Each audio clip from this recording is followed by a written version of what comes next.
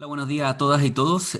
Con esto comenzamos nuestra escuela constituyente, la escuela constituyente de la Fundación País Digno. Estamos muy contentos y contentas de poder iniciar esta escuela. Siempre fue el plan de la Fundación cuando se creó tener un espacio de estas características. El objetivo principal de la Fundación al crearse era crear contenido para la nueva Constitución, participar del proceso constituyente, y para nosotros entonces es un honor poder participar de poder haber creado esta instancia tan interesante para poder discutir, exponer lo que va a ser nuestro proceso constituyente. Les voy acá les presento el programa de nuestra escuela constituyente. El sábado 26, es decir, hoy día, lo que tenemos es, bueno, mi presentación. Me presento también, soy Francisco Guilarde, soy el director ejecutivo de Fundación País Digno. Eh, y a continuación vamos a tener vamos a ir directo al grano en lo que se refiere el contenido de esta nueva constitución, en lo que nosotros por lo menos quisiéramos que estuviera presente en esta nueva constitución, que es una visión nacional y popular, feminista y ecológica, que va a ser presentado por Carlos Mondaca, Natalia Campuzano y Gianluca Nicolini. Y vamos a cerrar el día de hoy con las experiencias comparadas de los procesos constituyentes en América Latina, ¿no?, con el doctor Hugo Tórtora Aravena. Y mañana, la próxima sección, que va a ser el sábado 3 de octubre, vamos a tener muy buenos invitados, todos doctores en Derecho, con mucha experiencia en lo que es Derecho Constitucional, ¿no? Jaime Baza, que nos va a hablar de este nuevo pacto social que se tiene que construir, dado de que el pacto social está claramente fracturado desde el 18 de octubre. Vamos a tener también la presencia de Daniela Marci, que nos va a hablar de los derechos de las y los trabajadores, fundamental, que en la Constitución de 1980 nunca estuvo garantizado, todo lo contrario, ¿no? Hay un desequilibrio ahí entre el poder que tiene el empresariado frente a los trabajadores. Y finalmente la charla de cierre a cargo de Fernando Atria, que hacer sobre por qué estamos cambiando una constitución y las definiciones y contenidos de esta nueva constitución, ¿no?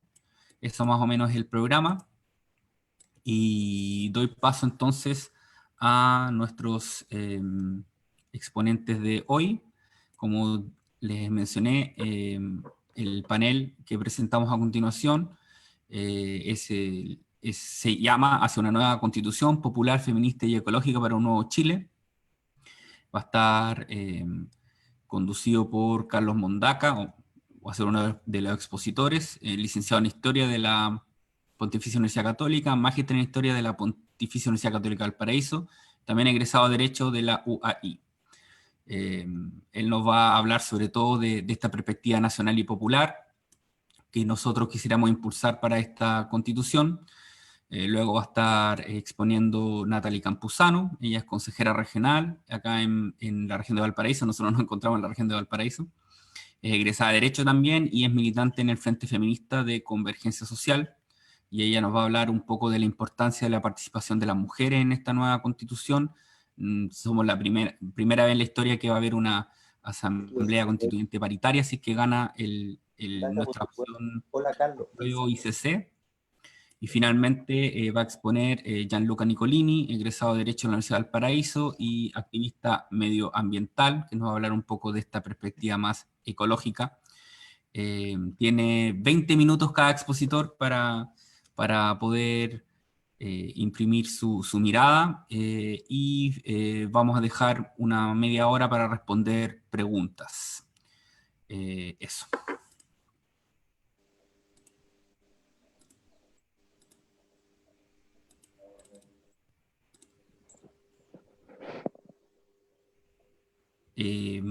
Puede partir cualquiera de los tres, no hay ningún problema. Según programa, parte Carlos Mondaca, pero si que algún otro quiere partir. Ahí. No lo habíamos, ¿qué tal? ¿Cómo están? No lo habíamos dicho, pero no sé, no tengo problema en comenzar si... Yo preferiría, por un tema de agenda y tiempo, a lo mejor si puedo partir yo. Ok, no hay problema. Okay. Sí, primero agradecer el espacio, siempre son buenos los espacios para discutir y también para poder debatir lo que se nos viene para este nuevo proceso en Chile, y por eso creo que no hay que restarse de ningún espacio para poder incidir frente a ello. Ahí, bueno, ahí lo decía Francisco, claro, hoy día nuestro país está pasando por varios elementos históricos, uno de ellos tiene que ver con pensar en esta nueva constitución, y no solamente pensar en la nueva constitución, ¿no? A través del plebiscito del 25, que es el apruebo de la convención constitucional, sino que qué contenido le vamos a dar a esa constitución. Y también hay procesos que son que son más desconocidos, ¿no? Que tiene que ver con como los gobiernos regionales, la cual yo también soy consejera regional y que tiene una apuesta descentralizadora como tal para los gobiernos regionales a través de la figura del gobernador o gobernadora, pero que tienen que ver también con la apuesta de cómo entender un nuevo Chile. Entonces, creo que hay que entender que estamos en un momento con varias aristas históricas en Chile, y dentro de ellas creo que hay que entender también que por primera vez vamos a tener y vamos a conocer lo que es un pacto social efectivamente con la gran mayoría de los chilenos y las chilenas. ¿Por qué lo digo así? Es cosa de recordar parte importante de la historia constitucional de nuestro país o a través de los procesos constitucionales, ¿no? Donde la constitución, voy a hablar solamente de la constitución de 1833, no tiene cabida la participación de la gran mayoría de los chilenos y las chilenas, sino que se da a través de la oligarquía, ¿no? de la élite. Y luego cuando pasamos a la Constitución de 1925 hablamos de los terratenientes, ¿no? Nuevamente la oligarquía y la élite, y también excluyendo en estas dos la participación importante de las mujeres. ¿Para qué decir si el debate fue democrático o no, no? O sea, con mayor participación o no. Y cuando hablamos de la Constitución de los 80, claramente ahí se aparecen muchas dudas de cómo fue el proceso a raíz de que se instala en un periodo de dictadura en Chile. Por tanto, estas historias constitucionales que están ahí nos dicen que no hubo una gran participación o no hubo participación de la gran mayoría de los chilenos, por tanto carece de un pacto social como tal. Pero cuando entendemos que este 25 de octubre podemos ir a votar el apruebo y la convención constitucional, y sobre todo convención constitucional que va de la mano con lo que es la paridad, ¿no? Un elemento importantísimo para la participación de las mujeres en Chile y también en el mundo, ¿no? Recordar que lo que va a suceder en Chile también va a ser mirado desde el derecho comparado de lo que está pasando en la participación de las mujeres, también con escaños reservados a nuestro pueblo originario, con el objetivo de poder llegar a lo que es el inicio, ¿no? De poder lidiar y conversar con lo que es la plurinacionalidad, ¿no? Y poder abrir el camino a poder sanear parte del conflicto histórico que el Estado de Chile ha tenido con el pueblo mapuche, ¿no? Presionándolo. Y a la vez también la participación de los independientes. Entonces es una constitución, o cómo se va a discutir esta constitución va a ser bastante interesante, ¿no? Va a ser muy interesante en estos términos. Va a haber una gran participación si gana dicha opción de la Convención Constitucional. ¿Y qué refleja para nosotras las mujeres estar insertas en ese espacio? Hay cosas que para el común, ¿no? En el día a día, pareciera ser, alguien tiene el micrófono prendido, le pido que lo pueda apagar, por favor, muchas gracias. Para el día a día hay muchas cosas que para la sociedad son invisibles, pero que sí para nosotros las mujeres tiene un grado, ¿no?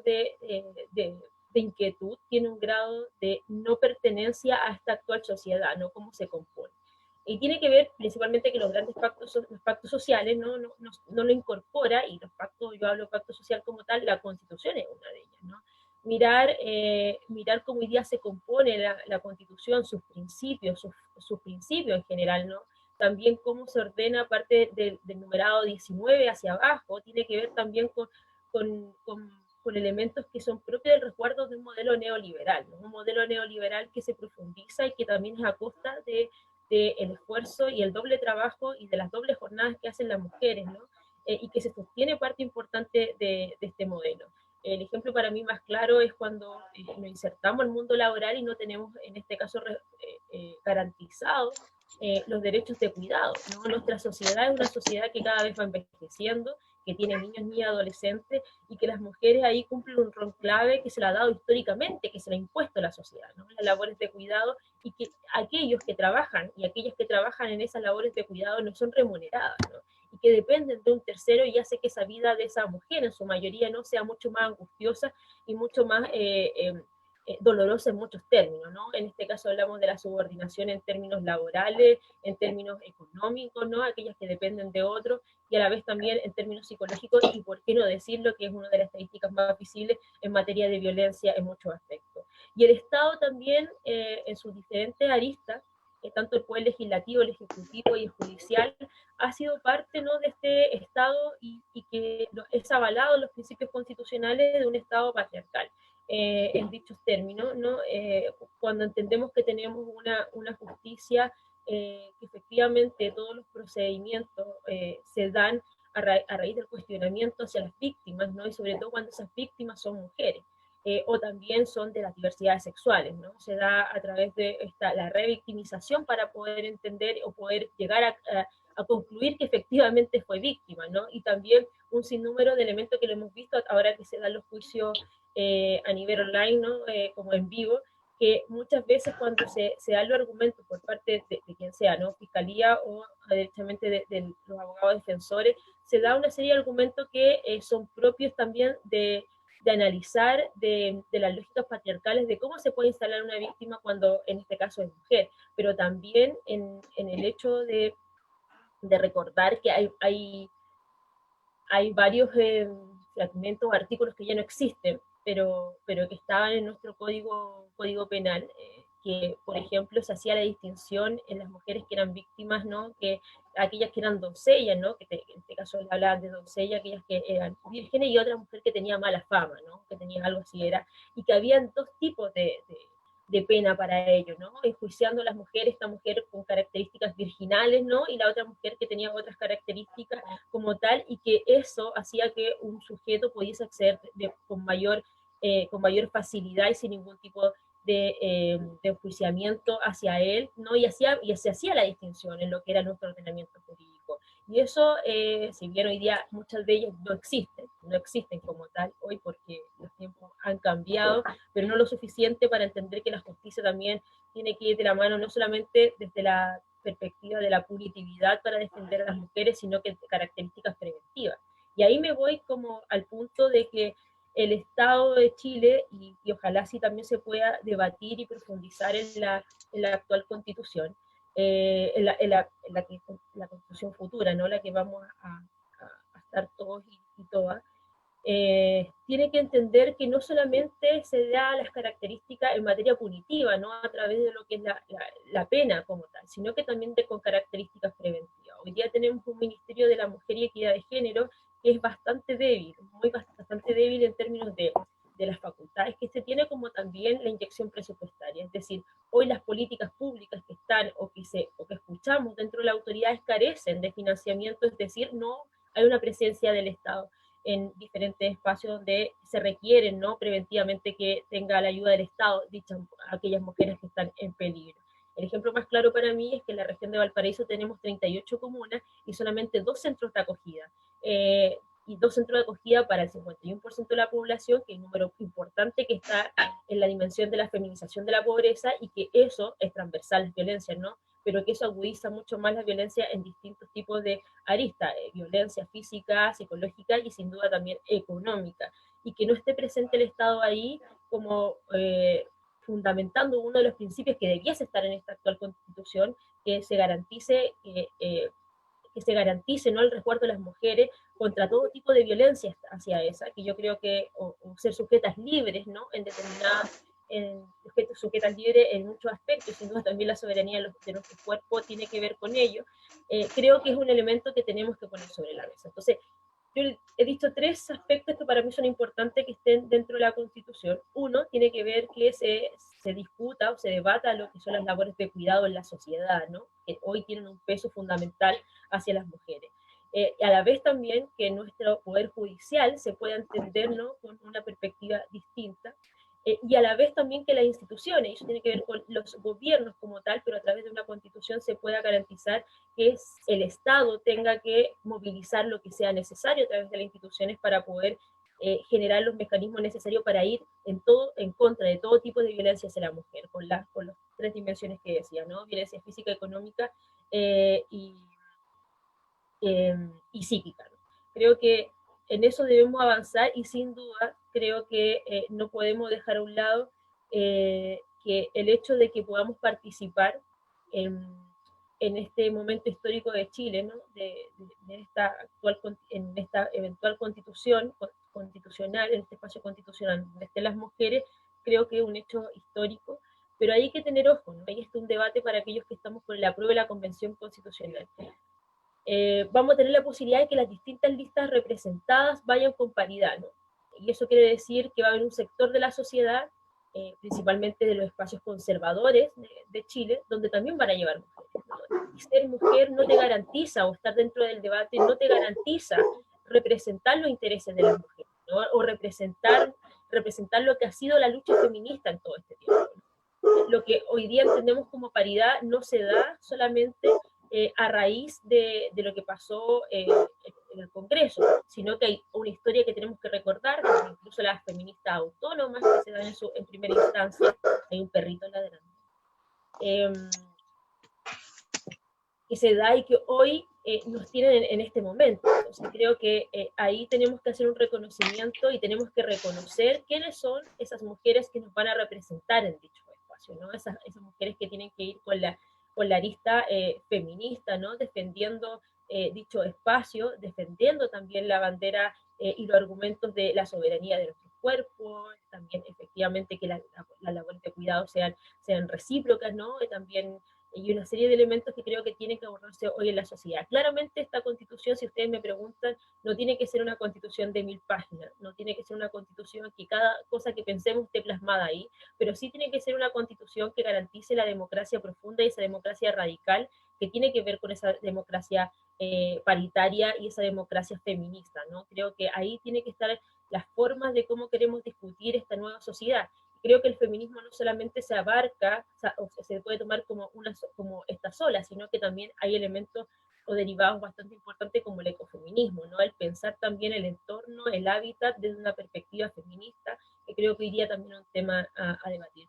Yo me quedo con eso porque voy a estar atenta al debate que se pueda dar acá, pero nada, compañeros y compañeras, estamos en un momento histórico donde las mujeres por fin vamos a estar en primera línea, vamos a ser protagonistas, y que este momento de construir la Carta Fundamental lo vamos a hacer con lentes de mujeres, ¿no? Y de las diversidades sexuales también, y creo que eso hace que tengamos una sociedad mucho más democrática, cuestionando la actual democracia, ¿no? Mucho más democrática y mucho más profunda al pensar nuestras políticas y nuestro actuar, ¿no? En los distintos espacios institucionales que sabemos que la Carta Fundamental es nuestro primer ordenamiento jurídico, o en este caso en términos jerárquicos, y que eso deriva de también los principios y el comportamiento que tiene nuestra sociedad, que esperamos que sea mucho más igualitaria y justa para todos y todas. Me quedo con eso y mil gracias por la invitación. Muchas gracias, Natalie, muy interesante tu exposición. Ahora sí puede exponer Carlos Mondaca. ¿Qué tal? Buenos días a todos los que están escuchando y viendo. Bueno, el objetivo de lo que yo voy a hablar ahora tiene que ver con cuáles son los valores esenciales que desde la teoría nacional y popular tienen que estar reflejados en el proceso constituyente que estamos viviendo o ya empezamos a vivir. Esta teoría es muy particular, pero muy útil, así como cualquier otra teoría, no es la realidad, sino simplemente unos lentes para entender la realidad, pero resultará que en este caso, y a partir de lo que comenzamos a vivir en octubre, verán que es una teoría bastante útil y que da explicación a lo grueso de los fenómenos sociales que estamos viviendo a partir de octubre hasta la fecha. Entonces vamos a ver 2 de 3 principios, soberanía, independencia y al final hablar un poco de justicia social, en orden, les aviso, decreciente, ¿no? Vamos a partir hablando de lo grueso que es la soberanía y ese principio fundante de esta teoría, y cómo en el proceso actual esa soberanía se tiene que cristalizar, ¿ya?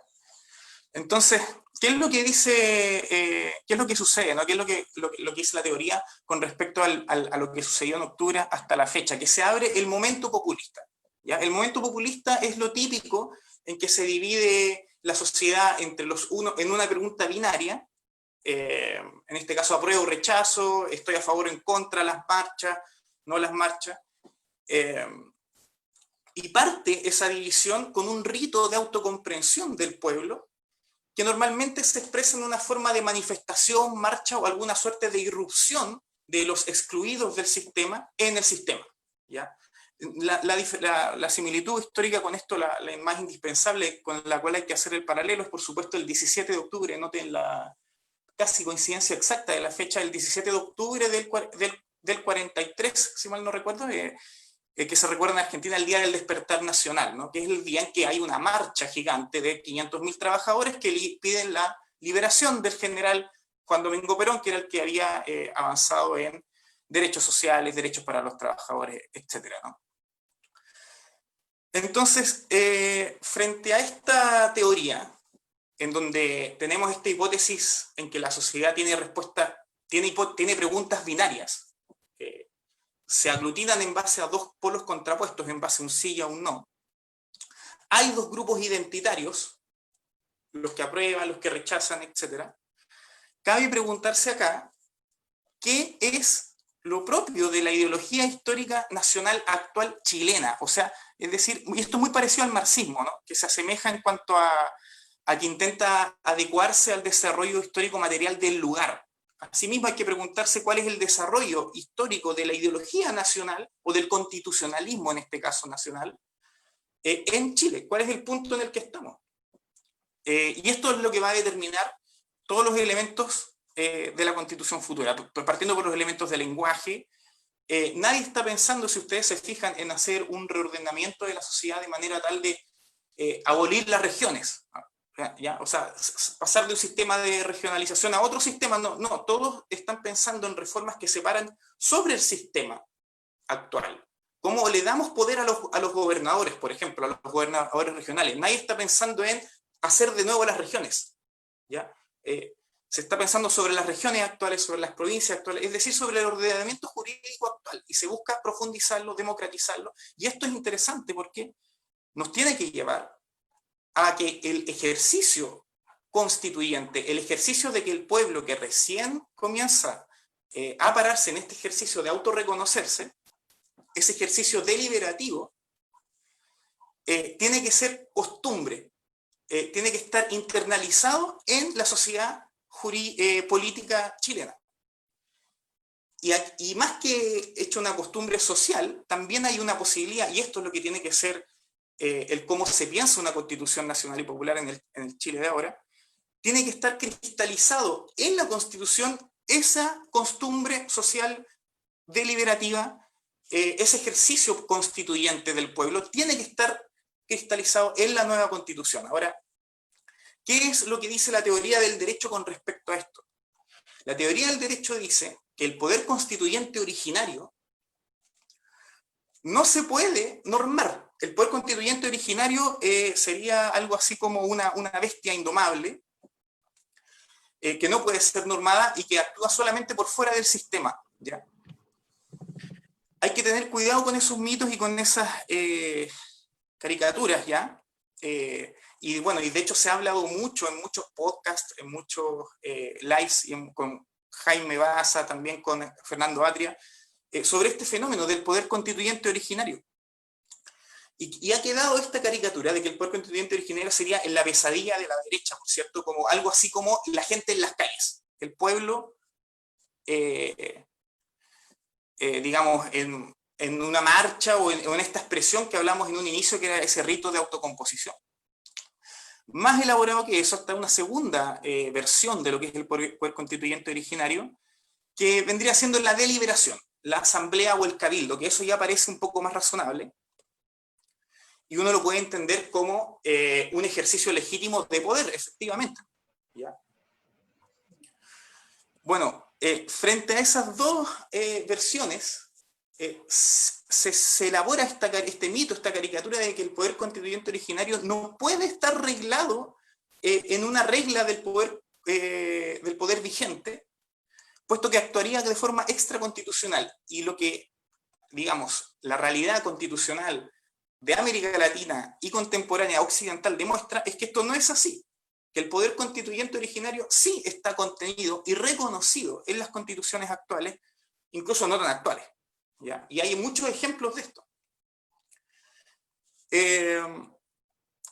¿Cuál es el problema con la Constitución del 80? Que la Constitución, uno de los problemas cuando se habla de destruir la Constitución de Jaime Guzmán, superarla, etcétera, que la Constitución de Jaime Guzmán no reconoce el poder constituyente originario del pueblo. Apenas reconoce en el artículo 5º que el pueblo es el soberano, y bueno, el famoso del artículo 5º, la soberanía reside esencialmente en la nación, su ejercicio se realiza por el pueblo a través de plebiscitos y elecciones periódicas. Y hasta ahí llega el reconocimiento, hay un micrófono abierto, por favor, ahí si lo pueden. Hasta ahí llega el reconocimiento del poder originario del pueblo en la Constitución actual de Jaime Guzmán. Fuera de eso, bueno, y aparte de decir que para ese plebiscito hay una serie de rebotes entre el Parlamento y el presidente para poder ser consultado en plebiscito en la Constitución de Jaime Guzmán, y las elecciones periódicas, que eso de nuevo no me dice nada.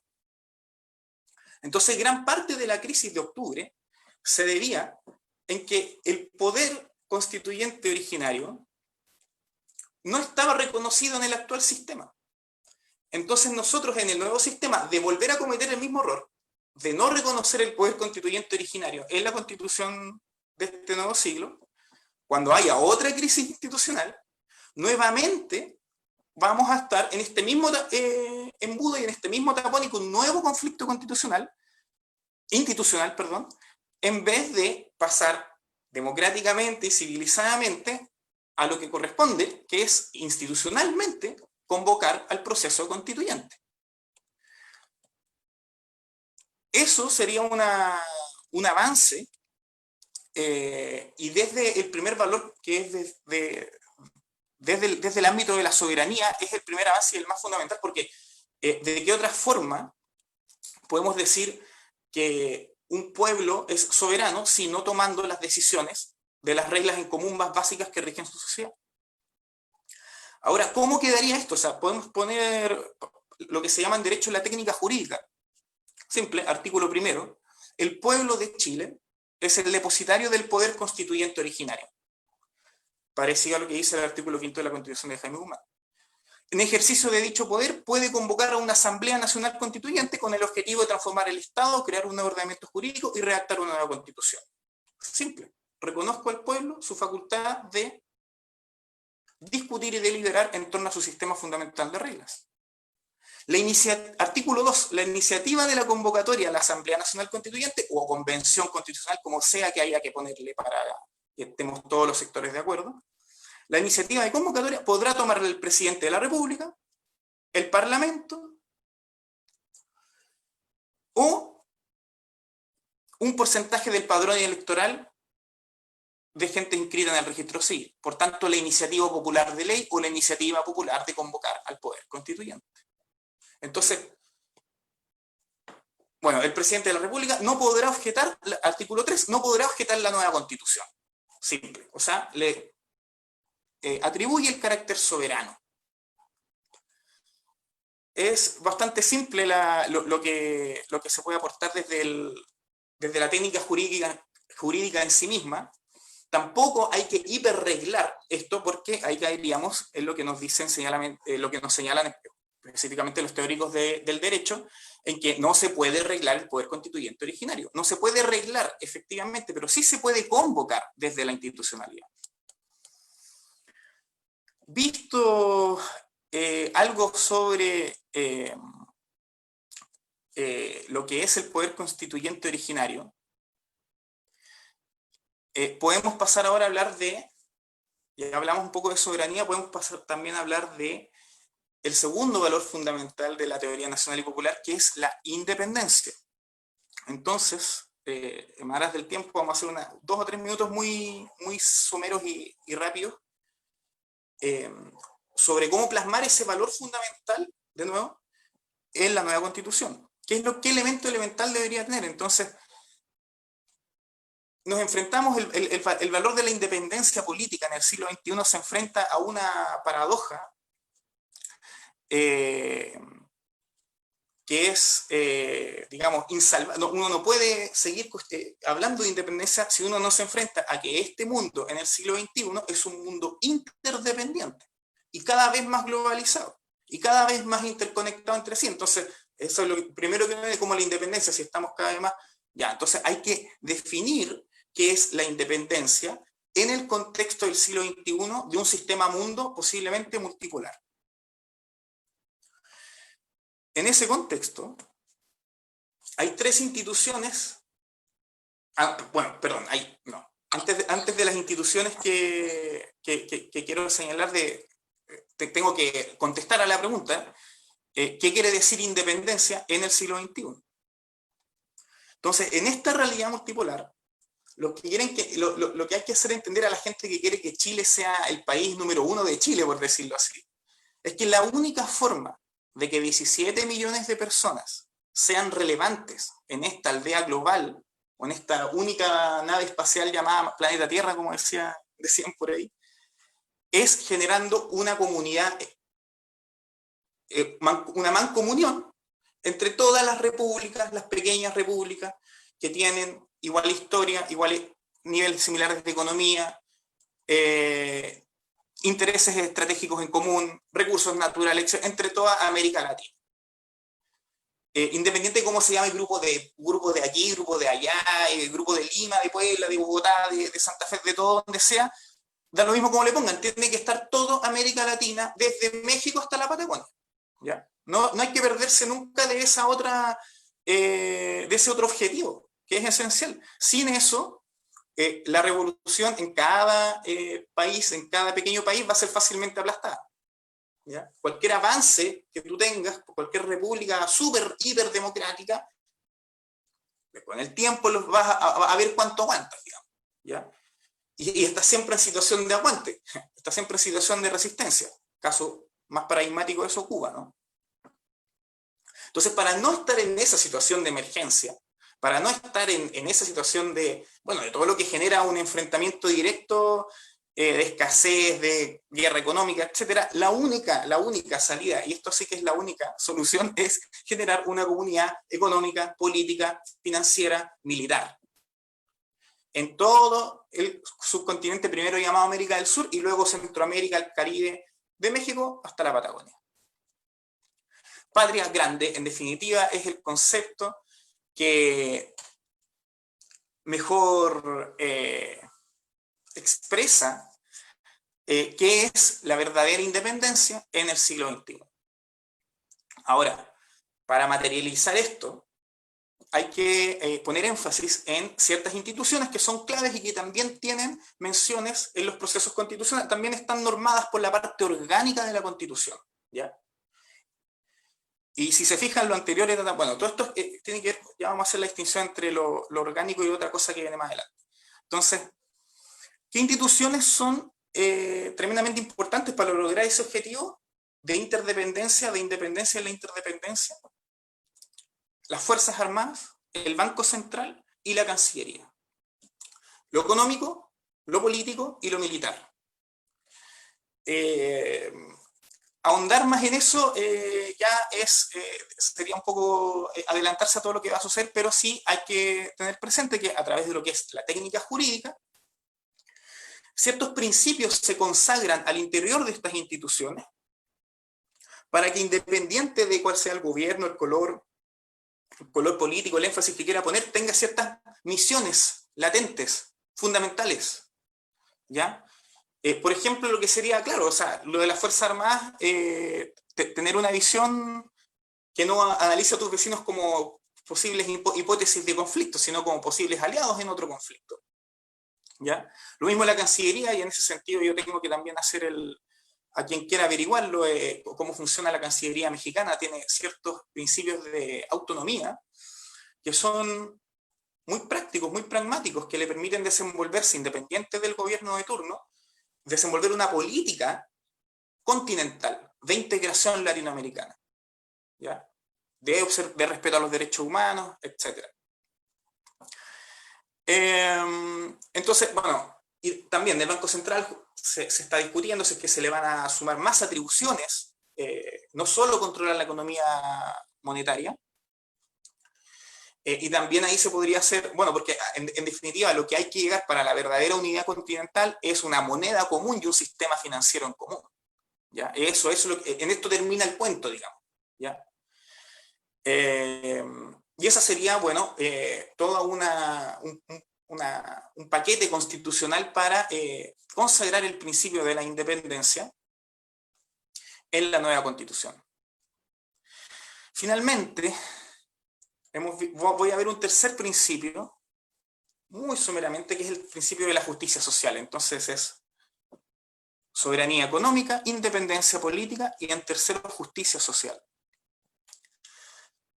¿Cómo se aborda la justicia social en clave constituyente?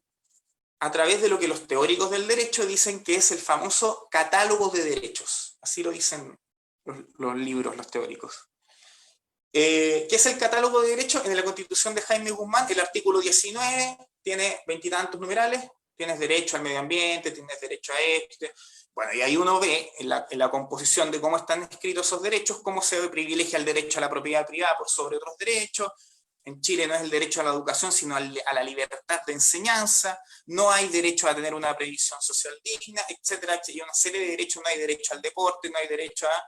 etcétera, etcétera. Entonces, en el catálogo de derechos hay una lucha, una disputa que es muy ideológica, que es muy de lenguaje, que tiene que ver con finalmente con una cuestión de superestructura, que también, como se dice en términos de marxismo, o sea, de discusión pública, de debate, de despertar de la conciencia, porque finalmente el catálogo de derechos es poner cosas, consagrar metas, inclusive, en una hoja de papel.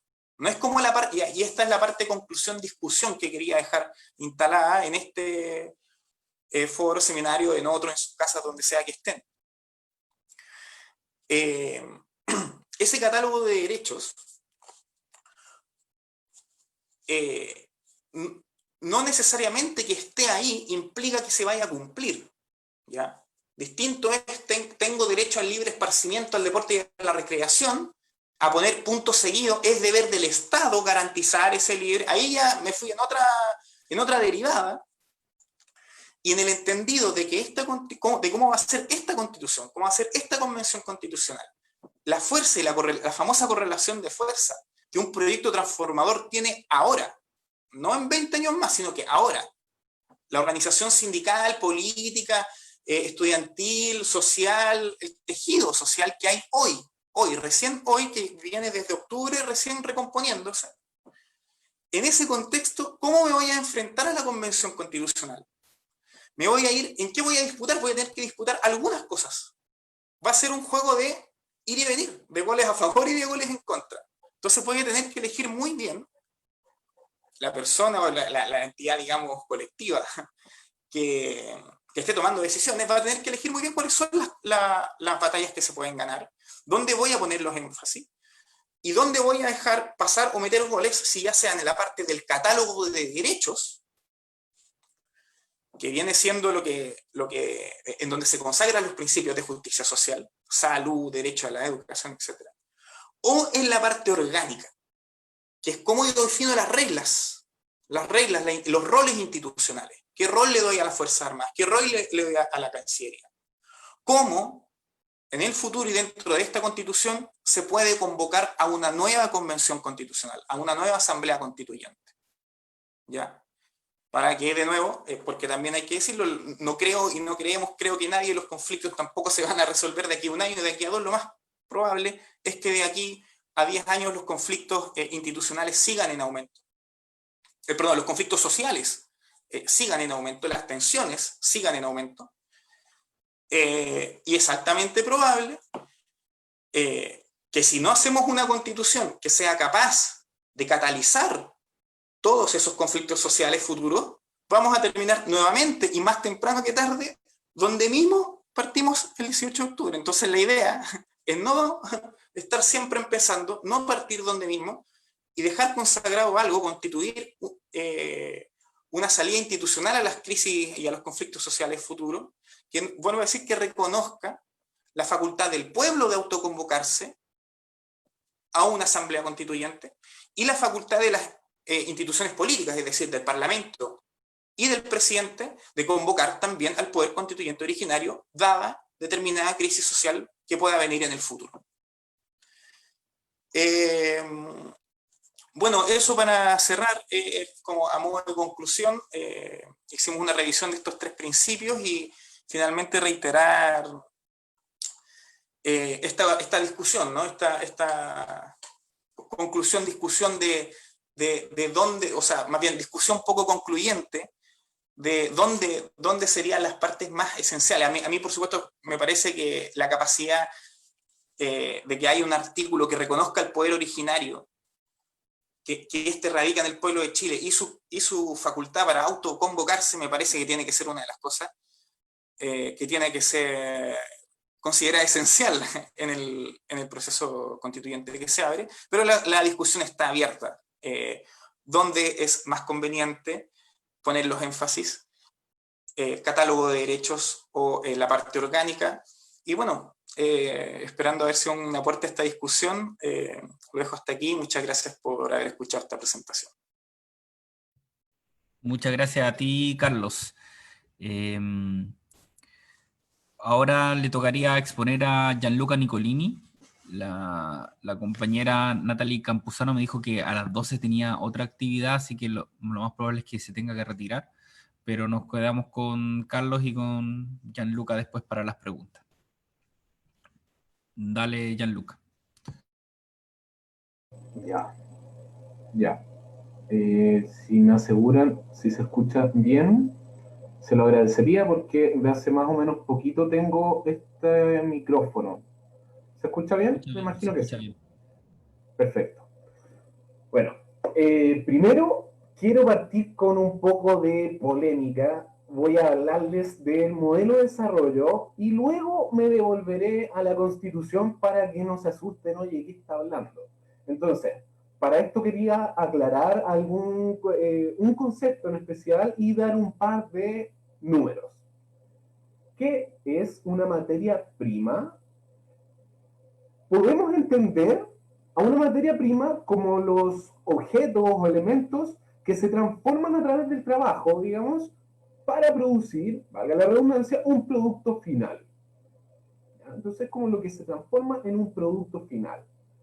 Si nos ponemos a observar las seis principales exportaciones de Chile, podemos ver al 2017 que son el cobre, 26%, otros minerales, 23%, frutas, 8%, pescado, 7%, pulpa de madera, 4%, madera, 4%. Podemos observar entonces que las 6 principales exportaciones de Chile son puras materias primas. Entonces, como les estaba diciendo al comienzo, ahora les pretendo hablar, además de modelo de desarrollo, de qué es el medio ambiente dentro de la Constitución, de qué manera dialoga el medio ambiente con la Constitución, cómo está inserto y cómo se puede insertar. Entonces, este datito, ahí cierro el paréntesis del dato, pero manténgalo guardado. De repente se generan discusiones un poco infructíferas, pero cuando hablamos de modelo de desarrollo, de modelo económico y las propuestas, se critica el extractivismo y a veces se contraargumenta, oye, pero si es necesario extraer la materia prima de algún lado, es necesario tener las mineras y las forestales en algún sentido, y a eso se vuelve a responder, oye, pero esa cuestión es extractivismo y el extractivismo es lo que nos tiene mal. Pero, digamos, el núcleo del problema es que ambos pueden tener algo de razón. ¿Por qué? Porque extractivismo no es sinónimo de extracción de recursos naturales. El extractivismo significa un modelo económico principalmente sustentado en la venta de materia prima extraída de recursos naturales, como es el modelo de Chile, digamos, y la mayoría de Latinoamérica, donde, como vimos en los datos recién, la mayoría de nuestra economía se sustenta en exportación de materias primas. Eso es extractivismo, no es sinónimo de solamente extraer. Eso es, entonces, porque ahí se genera un poquito la incoherencia de la crítica, oye, pero no extraigamos nada porque eso es extractivismo. No es eso. Quería aclarar ese punto. Entonces, para vencer el extractivismo en Chile, hay que cambiar el modelo de desarrollo y eso lo podemos simplificar en 3 aspectos. Obviamente todo este tema da para mucho más, da para charlas, incluso para libros completos, pero lo vamos a resumir simplificadamente en 3 aspectos.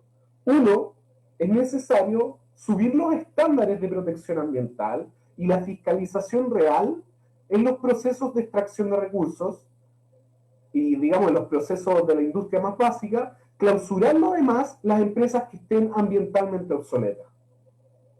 Hoy en día es absolutamente incoherente que existan termoeléctricas a carbón. Es absolutamente incoherente. Hay muchísimas otras maneras de tener una matriz energética mucho más amigable con el medio ambiente.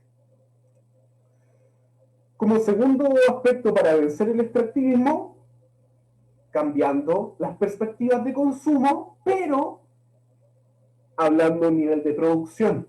Me refiero, por ejemplo, a ponerle un freno, un buen freno, a la obsolescencia programada, en todo orden de cosas. ¿Qué significa la obsolescencia programada? Básicamente, cuando los productores de las cosas que usamos le ponen vida útil hasta cierto punto.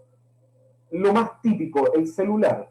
El celular que tú tienes, si es que tú vives conectado, actualizado en las redes sociales, las aplicaciones cada vez te van exigiendo más y más y más y más, y el celular a los tantos años te va a fallar. La obsolescencia programada te fuerza a contaminar, a generar más productos. Entonces, podemos perfectamente, por ejemplo, producir electrodomésticos mucho más duraderos, digamos, y que tengan más eficiencia, que sean más eficientes, que contaminen menos.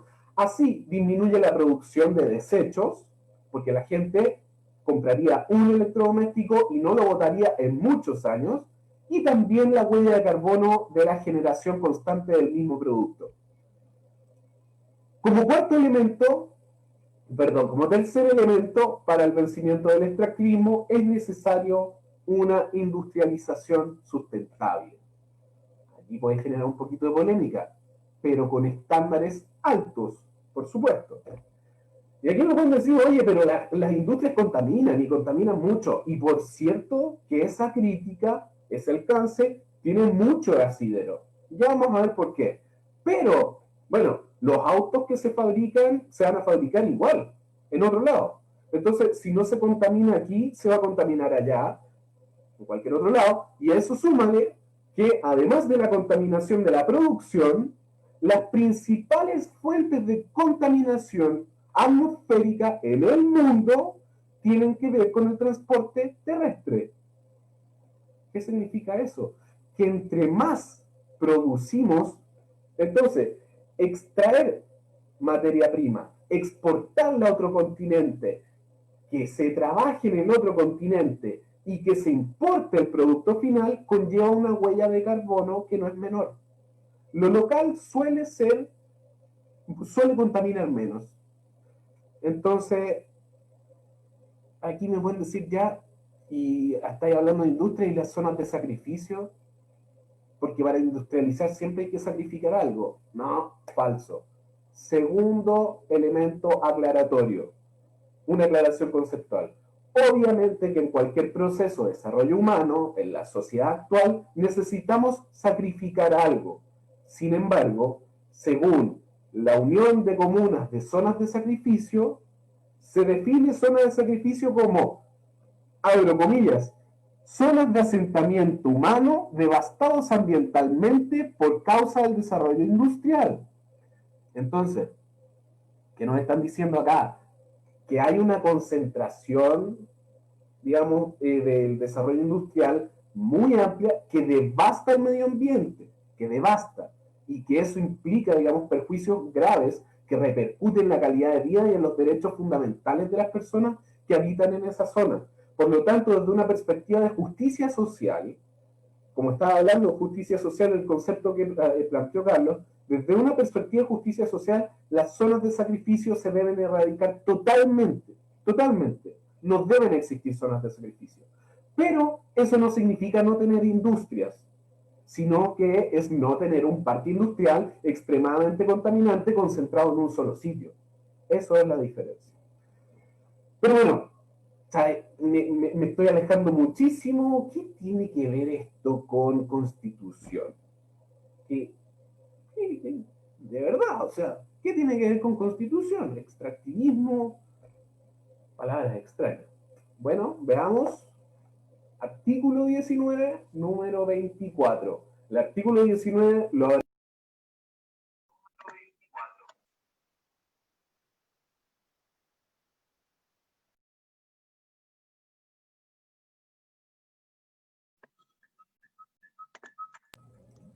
Ahí sí, que se me había silenciado el micrófono.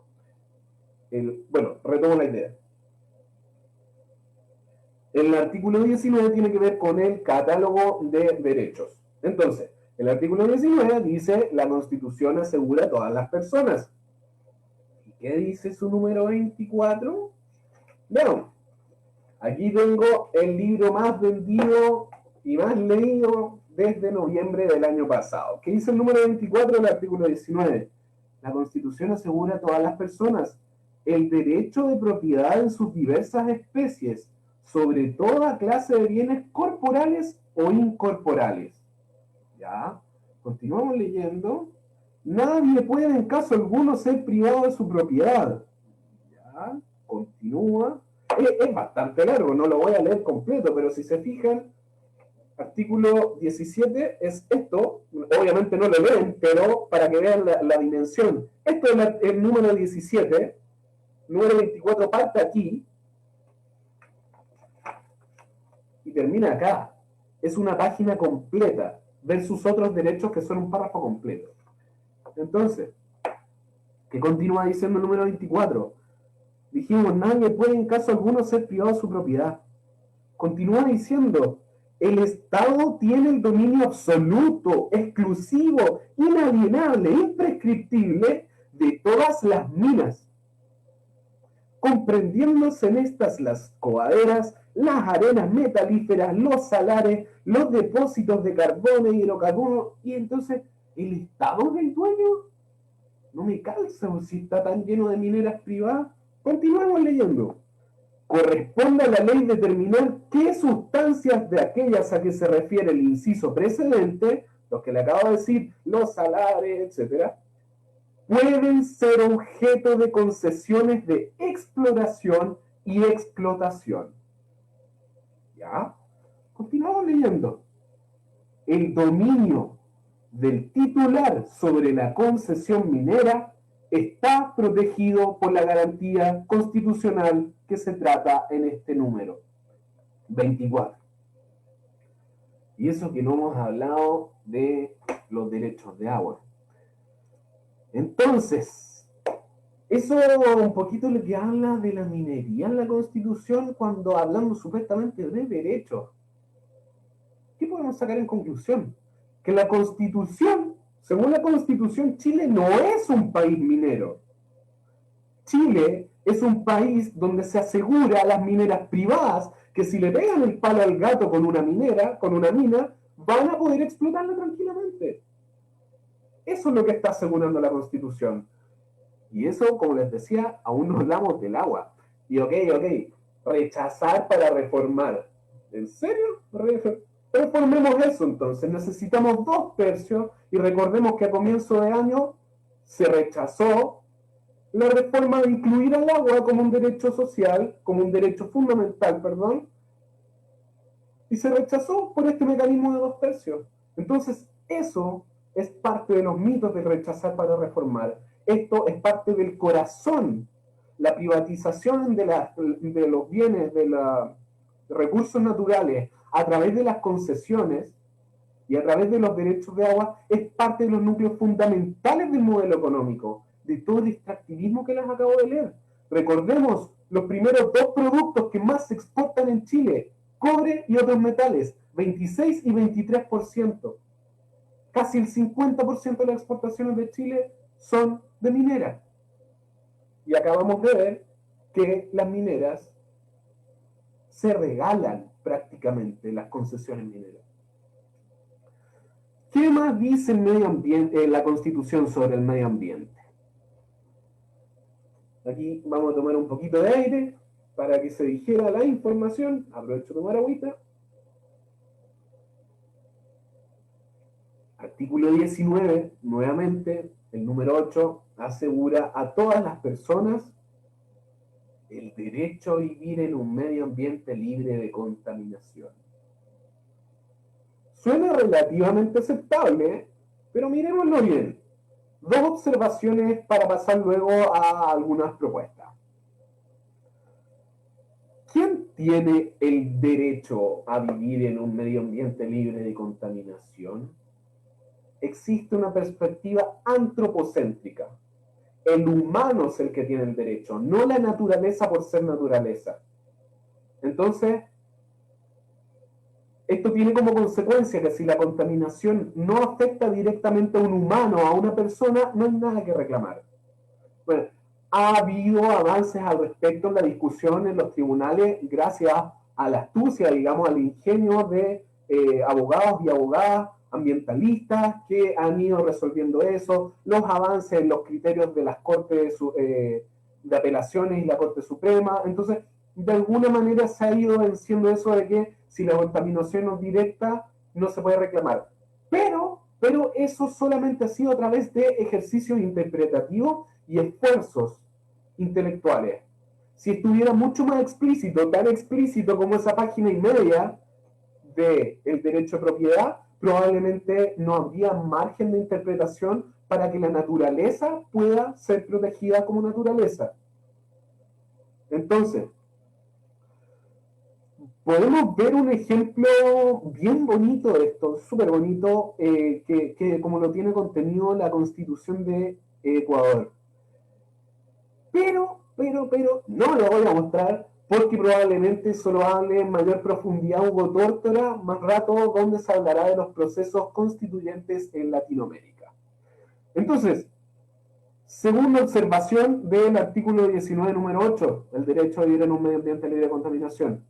Al menos, o sea, si ya no queremos vencer la visión antropocéntrica y respetar la naturaleza solo por el hecho de ser naturaleza, al menos hay que unificar los criterios del trato de los derechos con un enfoque favorable a las personas y no a las empresas. Por ejemplo, se podría sostener y se sostiene actualmente por algunas personas, ojo con el datito, acá se juega mucho con la semántica, mucho como la interpretación de la palabra precisa. ¿Por qué? Porque la Constitución, aquí se está leyendo, es una Constitución política, es principalmente interpretativa. Entonces, ¿qué es lo que dice? El derecho a vivir en un medio ambiente libre de contaminación. Para que haya contaminación, necesita, esto es lo que dicen algunas personas, debe existir un agente contaminante. ¿Qué es un agente contaminante? Una sustancia, un elemento, energía o combinación de ellas en concentraciones superiores o inferiores, según sea el caso, a las establecidas en la legislación vigente. Establecer la legislación vigente. ¿Qué significa eso? Que los elementos contaminantes, los agentes contaminantes, tienen que estar en la ley para que sean considerados contaminación. Por lo tanto, si un contaminante no está regulado en la ley, no puede haber contaminación según esta interpretación. Entonces no habría propiamente tal un derecho a vivir en un medio ambiente libre de contaminación, sino que sería un derecho a vivir en un medio ambiente libre de exceso o falta de agentes contaminantes que estén en la ley. Y eso incluso en la teoría. Porque súmale que más encima la ley, muchas leyes están muy desactualizadas a los correspondientes, digamos, a los estándares internacionales. Pero oye, ya, deja de dar malas noticias, ok, vamos a hablar de algunas cosas bonitas. No es necesario que inventemos la rueda de nuevo, digamos. Hay varios criterios ambientales que ya están resueltos a nivel de derecho internacional, incluso en tratados que Chile ha adscrito, pero que no respeta mucho. Entonces, podemos darle más contenido a estos tratados con nuestro toque chilensis a través de nuestra nueva constitución. Voy a hablar rapidito porque queda poco tiempo, pero con esto termino. Hay algunos principios que les podemos dar una bonita bajada chilena. Primero, el principio de prevención. Es bien parecido al siguiente, pero hay una pequeña diferencia. El principio de prevención dice, no hay que contaminar en concentraciones o cantidades que superen la capacidad de regeneración del medio ambiente para evitar que haya daños a los ecosistemas. O sea, si es que hay que deshacerse de 100 litros de algún contaminante muy duro, digamos, hay que procurar que al menos el deshacerse de esos 100 litros no sea inmediato, sino que sea prolongado en el tiempo para que la naturaleza, donde se ponga, porque en algún lado tiene que terminar ese desecho, se alcance a regenerar. Es el principio de prevención. Lo estaba diciendo un ejemplo. Segundo principio, el principio de precaución. Prevención, precaución. Precaución. Si hay un peligro o un grave daño o un daño irreversible ante una acción, hay que evitar ejecutar esa acción. Y la falta de certeza científica no puede ser utilizada como argumento para decir, oye, pero no sabemos cuál es el daño, para hacer igual la acción. No podemos utilizar la falta de certeza científica. Entonces, por ejemplo, si no hay certeza de cuáles son los seres vivos de un bosque, no se puede llegar a arrasar argumentando que, oye, pero mira, a primera vista yo veo que en el bosque no hay ninguna especie en peligro de extinción. No, sino que hay que investigar. Obviamente, el ejemplo que les doy es un poquito burdo, pero es una caricatura para que se entienda. El principio de precaución se aplica en todo orden, se debería aplicar en todo orden de cosas. Por ejemplo, en esto que les estoy hablando, del ejemplo del bosque, tiene mucho que ver con los planes de manejo de CONAF para pelar y de repente poner inmobiliarias, de repente poner plantaciones de monocultivos en cerro. Entonces, no es algo menor el principio de precaución. Es algo muy, muy interesante. Tercer principio, les adelanto que son 5, es el principio de responsabilidad común, pero diferenciada. Esta se regula a nivel de estados, pero con un poco de imaginación lo podemos adaptar, digamos, podemos hacer un símil a las personas. De todos modos, como estado es bastante coherente tenerlo presente. El principio de responsabilidad común, pero diferenciada, tiene dos elementos. Digamos, uno, todos los estados tienen la responsabilidad de cuidar, preservar, conservar el medio ambiente. Responsabilidad común. Todos tenemos esa obligación. Segundo elemento del principio, hay que tener presente las diferentes realidades de cada estado. Responsabilidad común, pero diferenciada. No se puede exigir lo mismo a un país desarrollado a un país en vías de desarrollo. Evidentemente que el país desarrollado ya pasó por procesos de contaminación mucho mayores, por lo tanto, tiene la obligación de tomar más medidas y medidas más efectivas, digamos, que un país en vías de desarrollo. A un país en vías de desarrollo no se le puede prohibir industrializarse. Cuarto principio, el principio del desarrollo sostenible. Tiene una mirada un poco antropocéntrica también, pero es razonable. Tiene 3 elementos, pero yo puse 2 nada más. Les voy a hablar de 2 nada más. La justicia intergeneracional.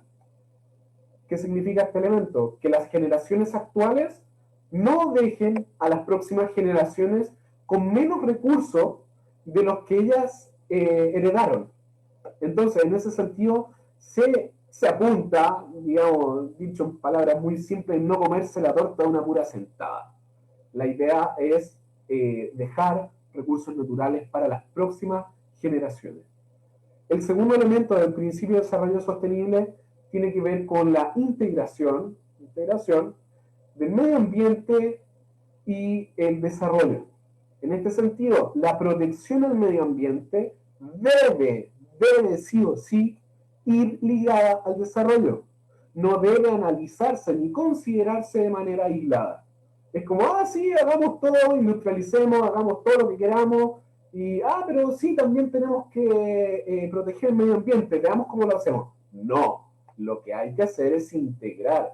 Cuando hablamos de reindustrializar, hablamos también de cuidar el medio ambiente. Tenemos que tener incorporados elementos. Quinto principio es el principio de justicia ambiental. Aunque más que esta es como la excepción de lo que les estoy diciendo de principios internacionales, porque más que un principio internacional, es un concepto que se ha utilizado bastante últimamente en el debate constitucional. Es la expresión ambiental de la justicia social. Los aspectos, ¿en qué se traduce esto?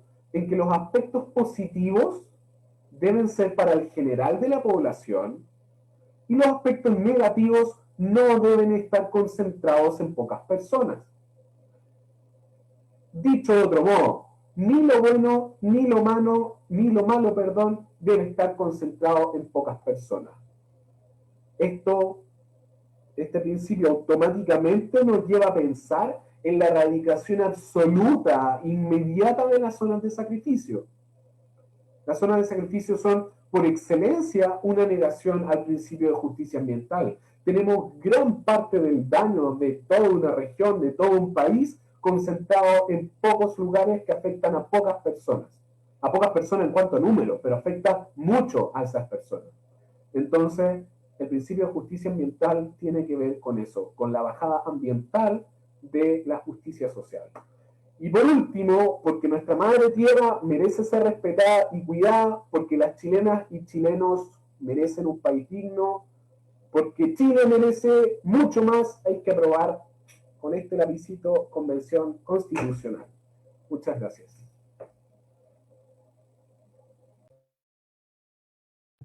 Muchas gracias, Gianluca.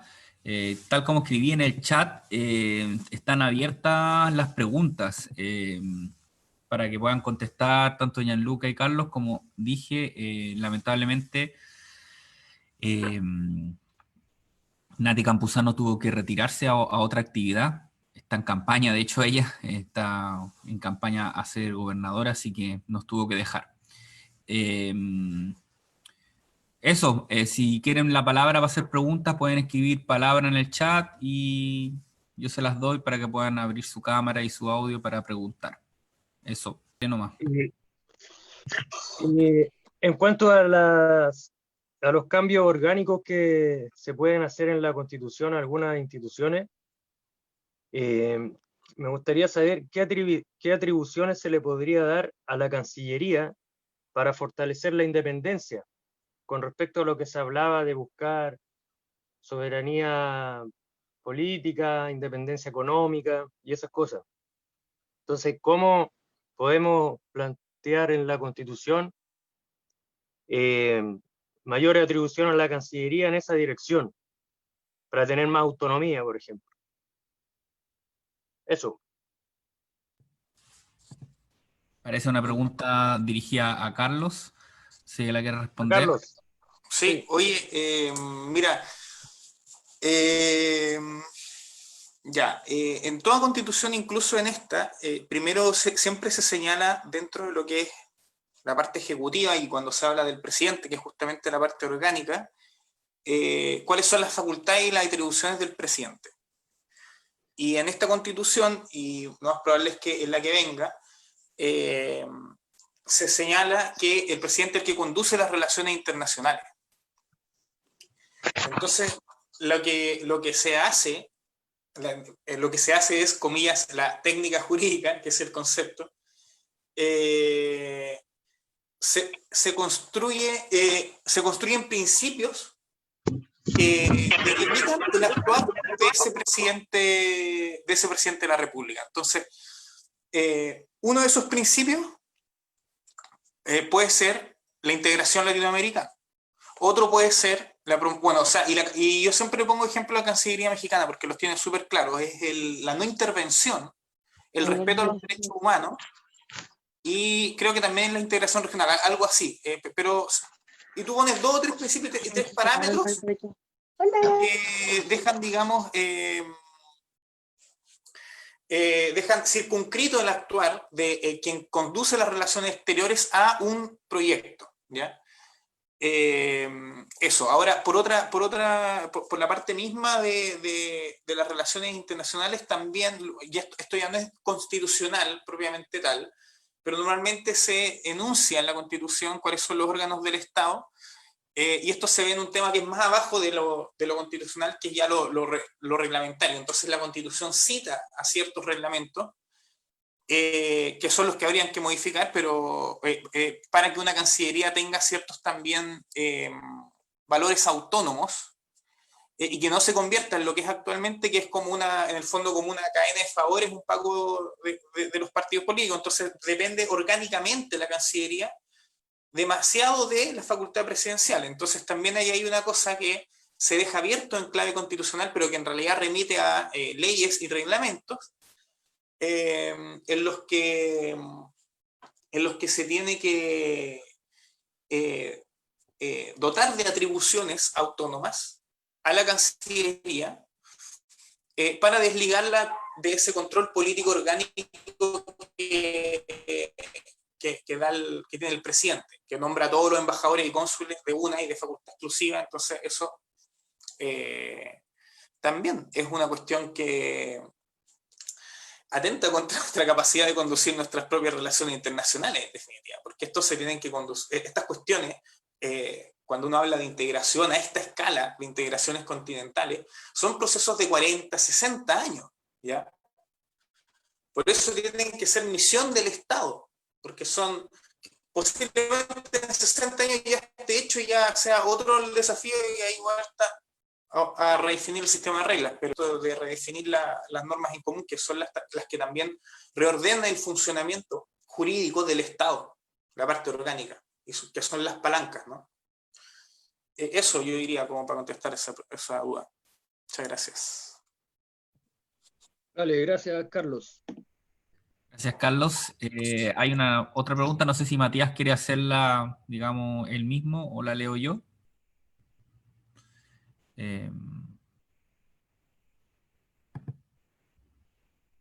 Bueno, la leo yo. El Matías dice, yo tengo una pregunta que quizás escape de lo conversado aquí. ¿Cómo creen que se pueda balancear los poderes ejecutivo, legislativo y judicial con el objeto de escapar del presidencialismo que caracteriza la política latinoamericana? Luego agrega, quizás peco de ignorante, pero por lo que tengo entendido, estas constituciones que acumulan el poder en el presidente se remontan a Diego Portales y pareciera que no logramos salir de esa lógica. Cualquiera de los dos puede contestar, yo creo, esta pregunta. Tal vez Gianluca, ya que Carlos acaba de contestar la pregunta, o ambos, no sé. En realidad a mí me da lo mismo. Si, bueno, le doy entonces.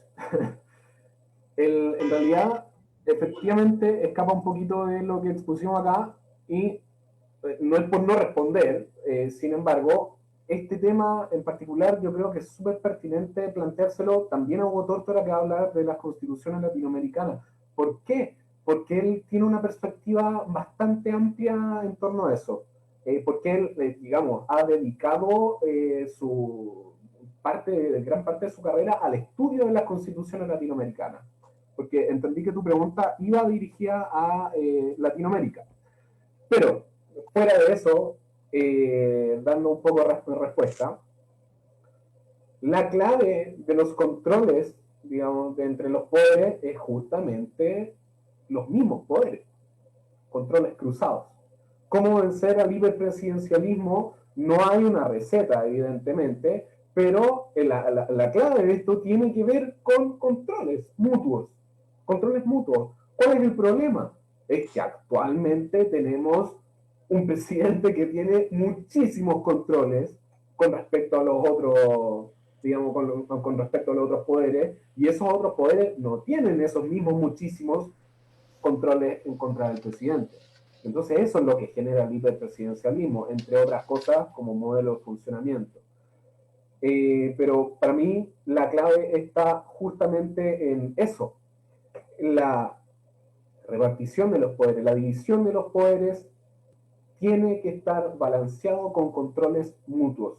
No puede haber un desbalance en eso o generar lo que sucede hoy en día, donde estáis tramitando una ley y ¡paf! Veto presidencial, te aumenta el quórum, es prácticamente imposible aprobar esa ley. Entonces, tiene que ver con eso, con los controles mutuos. Eso, hasta ahí dejo mi respuesta. No sé si Carlos tiene alguna opinión al respecto. Solamente como en la perspectiva de la historia, ¿no? Agregar que claro, o sea, el Estado portaliano propiamente tal confunde el presidencialismo con otros fenómenos. El presidencialismo no es exclusivo de una exclusiva herramienta del Estado portaliano. También lo fue del Estado revolucionario. ¿Ya? Se opuso como estrategia al federalismo, que era una estrategia de balcanización y de desmembramiento de países, de manera que decretara la libertad de comercio entre los distintos puertos, perdón, los comerciantes ingleses, por supuesto, tenían la posibilidad de hacer competir a los distintos puertos y la facultad de llegar y recalar en cualquiera de ellos. ¿Ya? Eso era el interés que estaba en disputa. Entonces, claro, el presidencialismo sí tiene ha sido utilizado autoritariamente, pero también lo ha sido utilizado antiautoritariamente, curiosamente. Y es sabido que los levantamientos de la reacción al orden constituido, a los nuevos órdenes constituidos progresistas, se han levantado esas ediciones, esos levantamientos se han levantado desde el Parlamento, desde la élite política, desde una estructura de clase también, que dialoga con los poderes extranjeros que normalmente ya sabemos cómo actúan, cómo operan, qué es lo que hacen, que es siempre el mismo libreto, ¿no? Entonces Balmaceda, la guerra civil, siempre es el Parlamento, en la Unidad Popular también sucedió así, el que se declara en rebeldía, por así decirlo, al ordenamiento del 50+1, que es el necesario para tener el presidente. ¿Ya?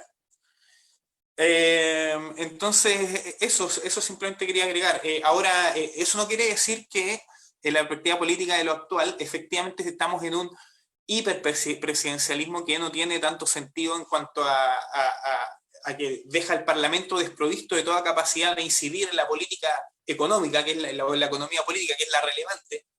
Entonces, eso no puede ser así, por tanto, hay que, y si se dan cuenta, cuando uno habla de la autonomía de la Cancillería, eso es en definitiva desconcentrar poder, y hay que incorporar esos valores en el proceso constitucional vigente, ¿no?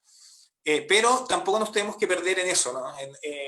En los presidencialismos y presidencialismos, esas son categorías simplemente, que no necesariamente hacen más o menos regionalizada, más o menos desconcentrado el poder. Hay que ver la forma en realizarlo más, en que quede un modelo que nos permita desconcentrar efectivamente el poder, más allá de que fijarnos a priori en qué categoría, con qué camiseta nos vamos a jugar, por decirlo así.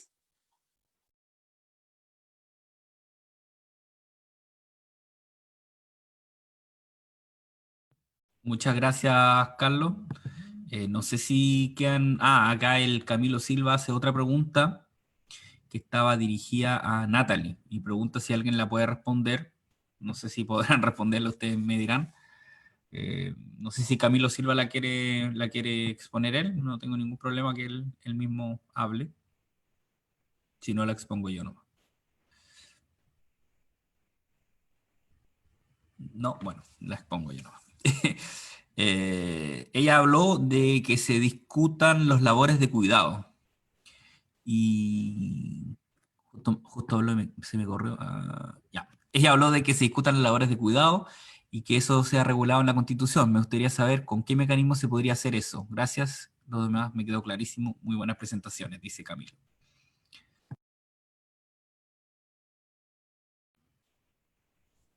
No sé si escapa de las competencias de Carlos y Gianluca. Igual es una pregunta más.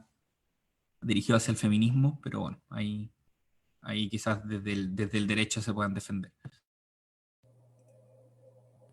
Sí, yo me puedo aventurar a una respuesta respetando mucho, digamos, el feminismo. No quiero entrar a qué es una política de cuidado, sino una cuestión meramente formal que se pregunta el cómo integrar.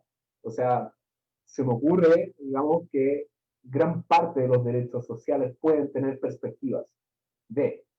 Entonces, en ese sentido, las labores de cuidado pueden ser, al igual que muchos otros derechos sociales, elementos reconocidos en principios básicos, por ejemplo, de la misma Constitución. Dentro de los principios se plantean ciertas cosas como actualmente la familia es el núcleo fundamental de la sociedad.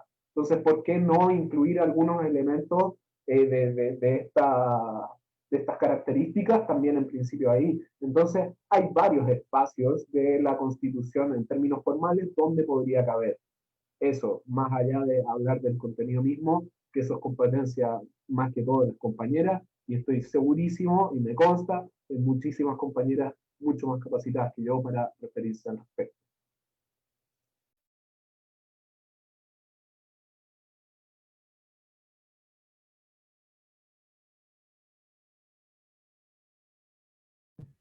Muchas gracias, Gianluca. Le doy la palabra a Felipe Solorzano, que él quiere hacer una pregunta. Hola, gracias primero por las presentaciones que se estuvieron dando. Un gusto escucharles y espero que las exposiciones que sigan sean igual de buenas. Mi pregunta va orientada a lo que estuvo hablando ya Luca en su exposición. Quería plantear como una pregunta. He escuchado que hay algunas personas que dicen que el modelo de desarrollo del país no debería estar plasmado en la nueva constitución. Entonces, yo quería preguntar a raíz de eso, de cómo se relaciona el rol que se le da al Estado, que hoy día, por ejemplo, es subsidiario, con el modelo de desarrollo de un país, cómo eso se expresa finalmente en una constitución. Porque si bien no pareciera que están explícitos, por lo que estuviste hablando al final, sí, a raíz de los artículos que se van plasmando en la Constitución, se da una interpretación del modelo de desarrollo y del rol del Estado. Entonces, esa es mi pregunta más que nada. ¿Cómo se relaciona ese rol del Estado con el modelo de desarrollo de un país en la Constitución? Gracias. Cualquiera de los dos puede responder. Entendí que hizo la pregunta relativa, o sea, relacionada a lo que expuse. Por eso me tomo la libertad de tomar la palabra. Ya. Sobre el rol del Estado particularmente, efectivamente estamos bajo un Estado subsidiario. ¿Qué significa eso? Es bien complejo el concepto, pero básicamente el Estado subsidiario tiene varias aristas, que entre ellas, una de ellas es que el Estado se hace cargo, dentro del mercado principalmente, de lo que el privado no quiere, de las sobras. Entonces, ese elemento del rol subsidiario se nota muchísimo justamente en el tema minero. O sea, las mineras estatales tenemos una bien potente, pero la mayoría, digamos, tenemos una industria forestal. En general, las industrias extractivistas no son estatales. Entonces, ahí es justamente cuando decimos, oye, pero leímos en la Constitución que las minas se supone que son de propiedad del Estado. Al igual que el agua. El agua en teoría es propiedad del Estado, es propiedad de todos y de todas. Pero ¿qué es lo que sucede ahí? Que hay concesiones de derechos de agua y hay concesiones para la explotación, para la exploración, que todo eso es lo que da plata, ¿cachai? O sea, el dominio de por sí no te da plata. El dominio sin explotación, el dominio sin la utilización, sin la venta de ese recurso no te da plata.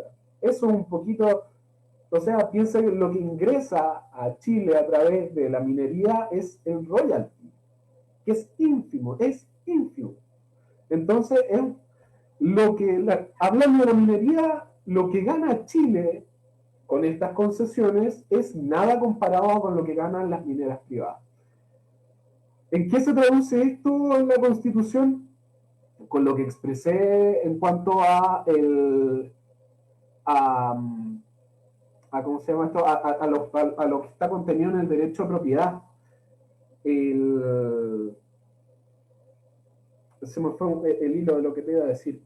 Pero bueno, tiene que ver con los derechos del agua, por ejemplo, donde la propiedad, como estaba diciendo recién, la propiedad es teóricamente del Estado, se otorgan derechos de agua a los privados que tienen, valga la redundancia, derecho de propiedad sobre los derechos de agua. Entonces el privado es el dueño y puede hacer y deshacer lo que quiera con esos derechos de agua.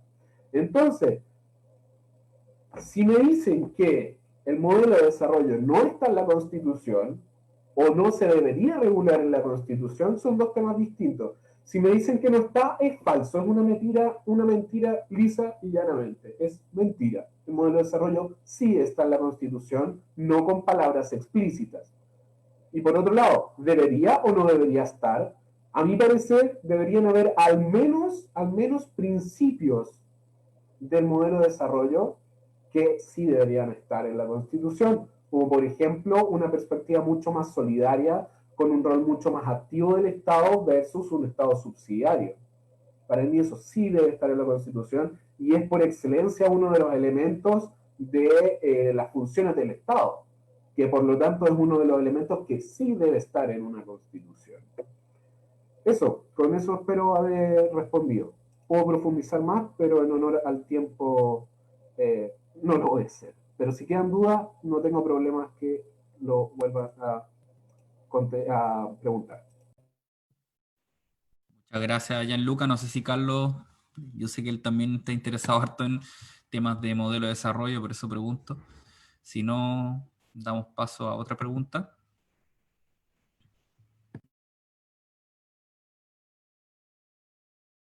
No sé si hay otras preguntas. ¿Alguien quiere preguntar?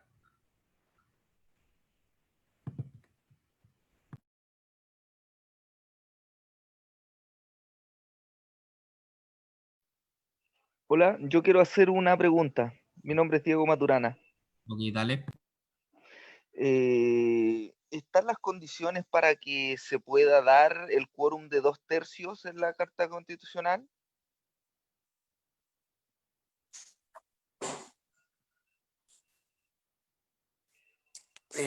Ya, voy a contestar un par de cosas.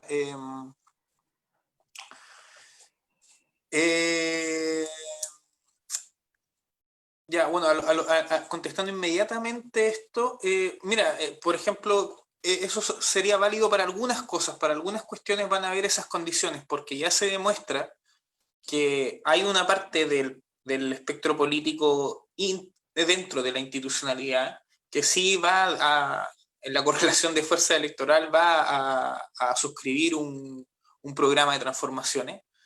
Y hay otra parte que, digamos, es veleta, que como que depende de cómo sople las cosas, puede actuar también en concomitancia incluso con eso.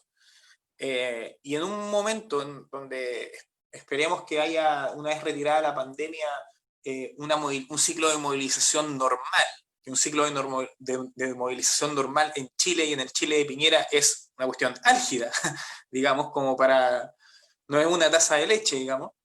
Entonces, retomado eso, uno podría esperar que para algunos temas sí, efectivamente van a haber 2/3. Entonces, y muchos otros también nadie va a querer, todos van a querer también intentar subirse al carro de tales cosas. Entonces, para muchas cosas sin duda van a haber esos 2/3. El punto va a estar dónde van a estar las disputas. Esa va a ser la gran pregunta.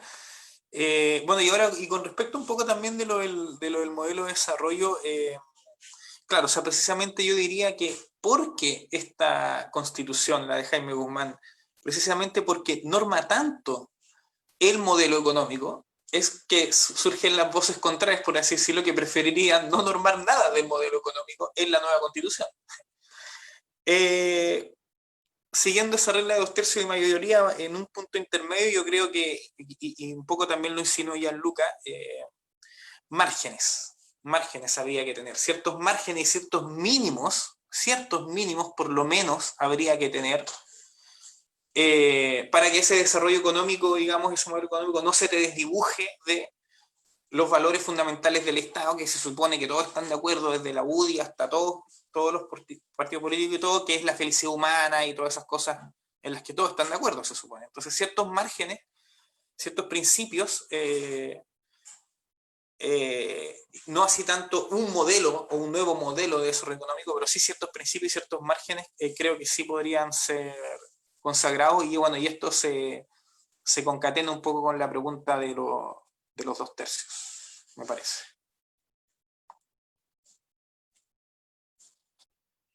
Muchas gracias.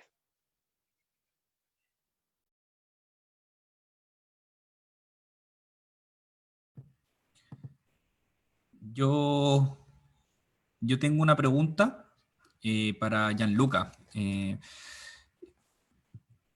Perdón que como moderador me tome esta molestia, pero como veo que no hay ninguna pregunta, me doy el permiso. Quisiera saber cómo es el asunto del tratamiento de la naturaleza en la Constitución de Ecuador, ¿no? Siempre nos llega que en Bolivia y en Ecuador la naturaleza está como consagrada en la Constitución, y como tú estás hablando un poco de ecología, me gustaría saber cómo opera eso en la práctica en Ecuador, y si es que es conveniente que en Chile también esté eso presente en la Constitución. Sí, bueno, sobre la última pregunta, si creo conveniente que esté en la Constitución, yo creo que sí. La verdad, yo he tenido otras presentaciones con el tema constitucional, entonces ya tengo una presentación prearmada con respecto a eso. Si me dejas compartir pantalla, puedo mostrar justamente una de las láminas. Mira, ahí la abrí. Ahí está. ¿Se está mostrando? No sé si Sí, sin se ningún ve. problema. Ya, perfecto. Aquí. El caso de Ecuador y el medio ambiente, esta es la parte final, digamos, de mis presentaciones frecuentes, es justamente porque creo que esto, o una idea similar a esto, debe estar. Tranquilos con la lectura, lo vamos a leer en conjunto. Veamos cómo está el caso de Ecuador y el medio ambiente. Ecuador consagra un capítulo completo de la Constitución hablando de derechos de la naturaleza. Como les dije, igual, esto lo puede profundizar, no sé si lo va a hacer, pero esto lo puede profundizar mucho más Hugo Tortora en su presentación, que viene en unos minutos más. Pero adelantando, ojo al artículo 71 de la Constitución de Ecuador. La naturaleza Pachamama, donde se reproduce y realiza la vida, tiene derecho a que se respete integralmente su existencia y el mantenimiento y regeneración de sus ciclos vitales, estructuras, funciones y procesos evolutivos. Cerremos ahí, ya vamos a ver los otros párrafos. ¿Qué está diciendo esto? Que la Pachamama, lo dice, la Pachamama, la naturaleza, es mucho más que el arbolito que está ahí. ¿Cachai? Es donde se reproduce y realiza la vida. Hay toda una cosmovisión detrás de qué es la naturaleza. Segundo párrafo. Toda persona, comunidad, pueblo o nacionalidad podrá exigir a la autoridad pública el cumplimiento de los derechos de la naturaleza. Para aplicar e interpretar estos derechos se observarán los principios establecidos en la Constitución en lo que proceda. ¿Qué está diciendo ahí? ¿Se acuerdan de la visión antropocéntrica del derecho a vivir en un medio ambiente libre de contaminación? Yo vivo en un medio ambiente que está libre de contaminación. Lo que está diciendo acá es que ya no es yo, sino que toda persona, cualquier persona, puede pretender que se defiendan los derechos de la naturaleza por ser la naturaleza. Ya no tiene que haber una persona de por medio. Eso es un elemento muy importante. Y por último, el Estado, el último párrafo, el Estado incentivará a las personas naturales y jurídicas y a los colectivos para que protejan la naturaleza, y el Estado promoverá el respeto a todos los elementos que forman un ecosistema. ¿Cuáles son los elementos de un ecosistema? Biología, digamos, ciencias naturales durante la básica en el colegio, los elementos bióticos y los elementos abióticos.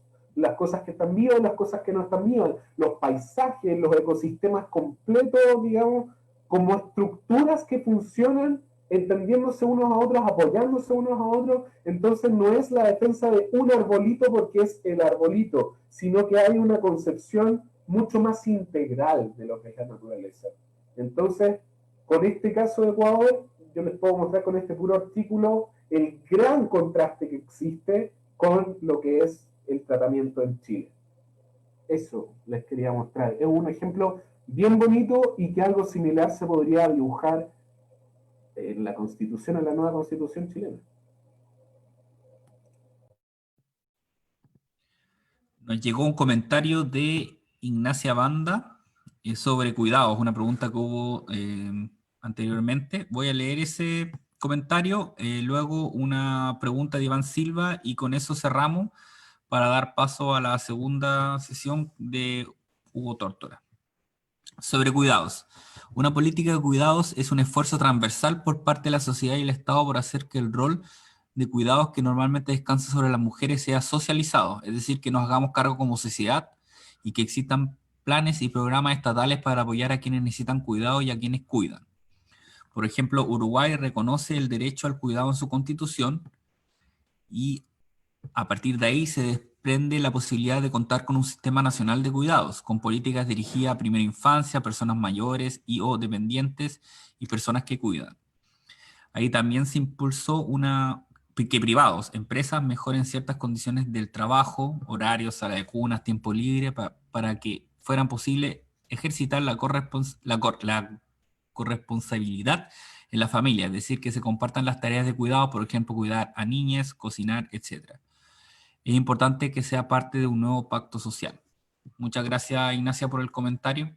Espero que ahí también a Claudio Silva, creo que fue el que preguntó, le quede un poquito más claro. Doy paso a Iván Silva Nieto, que haga la consulta a Gianluca, y ahí cerramos esta sección de panel. Hola a todos y a todas. Miren, mi pregunta es con respecto a lo que estaban hablando en relación a los derechos ambientales, porque si bien en la práctica de la Constitución de Ecuador es muy bonito que salgan los derechos ambientales, en la práctica no, igual se siguen sobreexplotando. Entonces, mi consulta es cómo, para mí entender de la Constitución, el generar una sobre demanda o sobre colocación de derechos sin de lado tener en claro, por ejemplo, temas como una buena legislación ambiental o la capacidad del Estado para poder fiscalizar esos temas con un servicio de medioambiental con una potestad potente, no significa o no se ve en la práctica realizado. Entonces me preocupa de que se genere que nuestra Carta Magna que vamos a construir esté llena de derechos que al final ni siquiera seamos capaces de cumplir y que en un futuro quizás tengamos que revertirla o no poder hacer ciertas cosas para poder lograr algo. No sé, pues si garantizamos el derecho a que todos tengamos trabajo, evidentemente por leyes de mercado el pleno empleo no existe. Entonces ahí mismo estamos vulnerando un derecho que nosotros mismos estamos garantizando. Entonces, ¿no será mejor que en ese sentido, en vez de garantizar una sobredemanda a unos derechos ambientales, más bien se generen legislaciones que permitan darle potestad a los servicios gubernamentales para una fiscalización potente? Eso. Muchas gracias, Iván. Que Gianluca pueda contestar. Sí, agradezco la pregunta porque es bien interesante, tiene que ver con los derechos de letra muerta, como se les llama. Y es súper interesante porque, claro, te voy a responder parte de la respuesta, digamos, viendo la Constitución actual de Chile. Artículo 19, número 2, por ejemplo. Igualdad ante la ley. En Chile no hay personas ni grupos privilegiados. Es un derecho consagrado. ¿Es una verdad en Chile? Yo creo que no. Yo creo que sí hay grupos privilegiados. Que sea algo que corresponde, no creo que corresponda. Entonces, es muy importante tener presente, y esto aplica para todo el proceso constituyente, para tener en cuenta las expectativas y para tener en cuenta que no es la única lucha que tenemos que dar. Porque la Constitución es política. La Constitución, siendo una Constitución política, requiere de interpretación. Por lo tanto, lo que hace la Constitución es entregarte marcos, que dentro de esos marcos se mueven las leyes, se mueven las políticas públicas y todas las normas hacia abajo. Entonces, efectivamente, pueden existir derechos que son letra muerta cuando no existe la voluntad política, por ejemplo, para acercarme a esos derechos. Es verdad, es un riesgo. Pero al final de tu pregunta me dices, pero entonces, ¿acaso no sería mejor trabajar la legislación al respecto en vez de trabajarlo a nivel de Constitución? Mi respuesta inmediata es no. ¿Por qué? Porque la legislación está enmarcada dentro de los límites otorgados por la Constitución. Entonces, si tú no lo pones en la Constitución, le das margen a las leyes, le abres márgenes a donde a mí, por ejemplo, no me interesaría tener leyes favorables al extractivismo. A mí, por ejemplo, se me ocurre que el Código de Aguas no puede existir como está existiendo hoy en día. Y para eso necesitamos romperle los márgenes a través de una nueva Constitución. Entonces, los márgenes de la Constitución son muy relevantes. Pero para que no sea letra muerta tiene que haber voluntad política y acción por parte del Estado, por los distintos poderes del Estado, para que esto se haga carne. Y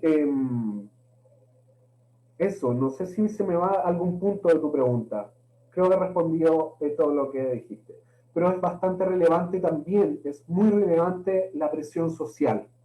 La presión social en sentido de poder hacer carne estos derechos. Me acordé de un punto. Si bien, si es que no está en la Constitución, también tenemos tratados internacionales.